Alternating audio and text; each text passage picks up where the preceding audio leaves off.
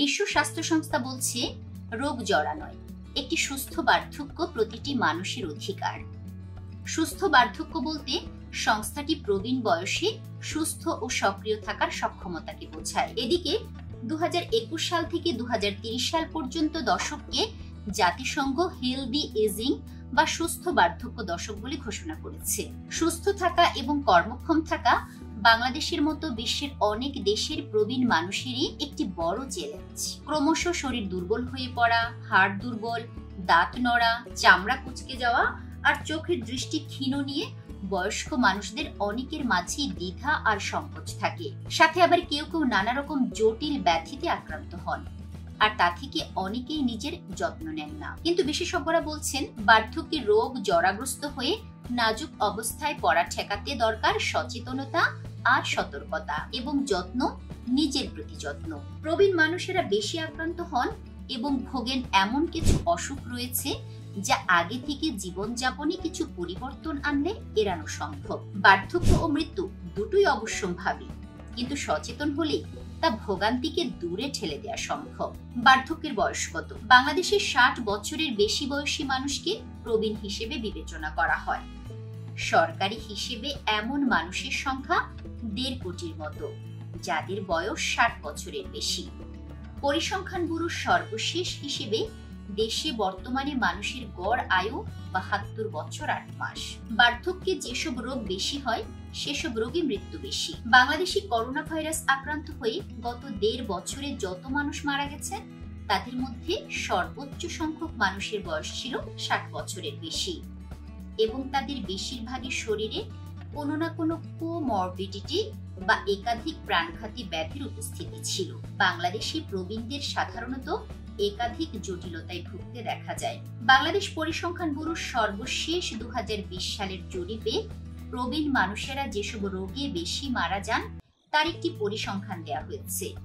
তার ভিত্তিতে হিসেব করা হয়েছে বাংলাদেশে বয়স্ক মানুষেরা কোন রোগগুলোতে সবচেয়ে বেশি ভোগেন। দেখা যাচ্ছে যেসব রোগ প্রবীণ মানুষের শারীরিক ভোগান্তি যা তাদের মৃত্যুর মুখে ঠেলে দিতে পারে, তার মধ্যে শীর্ষে রয়েছে হৃদরোগ এবং এ সংক্রান্ত অন্যান্য রোগ, ব্রেন স্ট্রোক, শ্বাসতন্ত্রের অসুখ, অ্যাজমা, উচ্চ রক্তচাপ, ডায়াবেটিস, কিডনির অসুখ।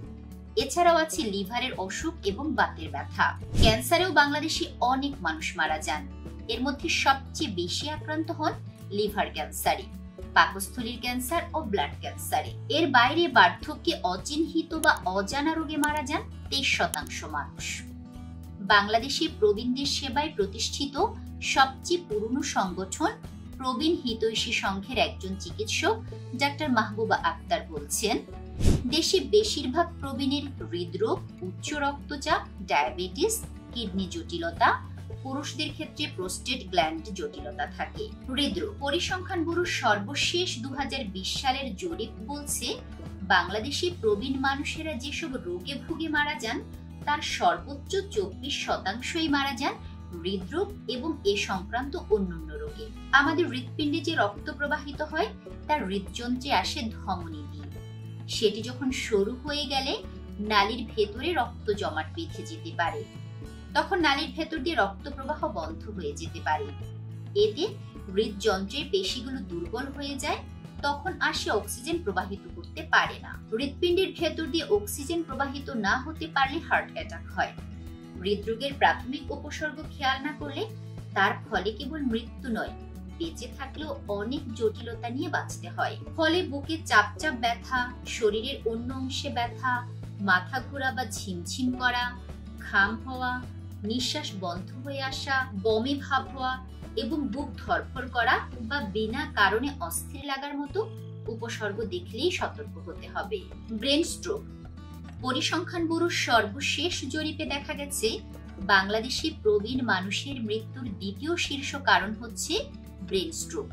এতে মারা যান প্রায় 11% প্রবীণ মানুষ। স্ট্রোক বলতে সাধারণত মস্তিষ্কে রক্ত চলাচলে ব্যাঘাত ঘটাকে বোঝানো হয়। স্ট্রোক 2 ধরনের, রক্তক্ষরণজনিত বা হ্যামোরেজিক স্ট্রোক এবং স্কিমিক স্ট্রোক। এতে রক্তক্ষরণ হয় না। মস্তিষ্কে যে রক্ত যায় তা ক্যারোটিড আর্টারি অর্থাৎ গলার ভেতর দিয়ে যায়। যেসব রক্তনালী তাতে চর্বি জমিয়ে রক্তনালী সংকীর্ণ হয়ে রক্ত প্রবাহ কমে যেতে পারে, তার ফলে ইসকেমিক স্ট্রোক হয়। শ্বাসতন্ত্রের রোগ। বাংলাদেশি প্রবীণদের মৃত্যুর তৃতীয় শীর্ষ কারণ শ্বাসতন্ত্রের অসুখ, যাতে মারা যান 11% বয়স্ক মানুষ। দেশের প্রবীণদের মধ্যে শ্বাসতন্ত্রের জটিলতায় যারা ভোগেন তাদের অধিকাংশ ক্রনিক অবস্ট্রাকটিভ পালমোনারি ডিজিজ বা সিওপিডিতে ভোগেন। বাংলাদেশে 40 বছরের বেশি বয়সী মানুষের 21% সিওপিডিতে ভুগছেন। এ রোগে আক্রান্ত মানুষের শ্বাসনালী সংকুচিত হয়ে পড়ে, ফলে শ্বাস প্রশ্বাসে সমস্যা হয়। যাদের ধূমপানের ইতিহাস আছে তারা এ রোগে বেশি আক্রান্ত হন। প্রতিকার। বিশেষজ্ঞরা বলছেন, প্রবীণ বয়সে সুস্থ থাকতে চাইলে আগে থেকেই পরিকল্পনা করতে হবে। এছাড়া জটিল রোগে আক্রান্ত হবার আগেই সতর্ক হওয়া দরকার। দুরারোগ্য বা জন্মগত ব্যাধি না হলে কেবলমাত্র লাইফস্টাইলে পরিবর্তন করে সুস্থ থাকা সম্ভব বলে মনে করেন বিশেষজ্ঞ চিকিৎসকেরা।